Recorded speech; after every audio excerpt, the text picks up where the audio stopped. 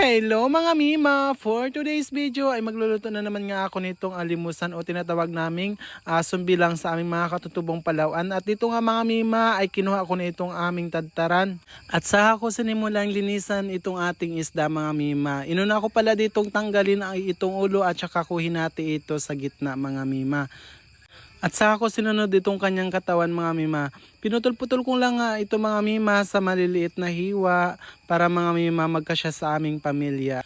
At syempre mga Mima, nilagay ko sa isang planggana ito mga karne ng isda mga Mima. At saka ko ito mga Mima, nilagyan ng tubig at hinugasan ng malinis na malinis talaga itong ating isda mga Mi. Hinugasan ko lang pala ito mga Mima ng 4 na beses. Ayan mga Mima. At nung matapos nga ako doon mga Mima ay sinunod ko itong ating mga ricado.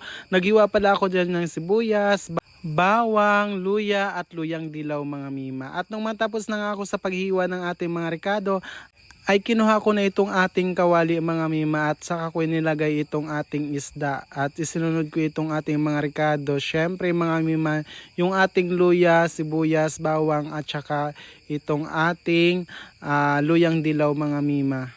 Naglagay din pala ako dyan ng siling haba mga Mima. Muntik ko na naman talagang makalimutan. At syempre itong ating asin at pangpalasa mga Mima.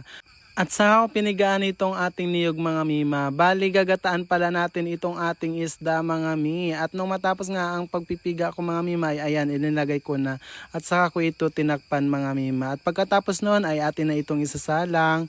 Ayan o diba. At pagkailang saglit lang mga Mima ay atin itong babalikan. At ayun na nga mga Mima, sobrang napakasarap na at lutong-luto na itong ating ulam. Ayan mga Mima. At syempre bago tayo magtapos sa video na to, magtitikiman na muna tayo. At siya nga pala mga Mima, kung napatapos mo yung video ko na to, please paki-like and share naman, mag-comment at paki-follow na din ako sa mga hindi pa nakapag-follow dyan. So yun lang mga Mima, maraming salamat po. Ingat-ingat tayo palagi and bye-bye!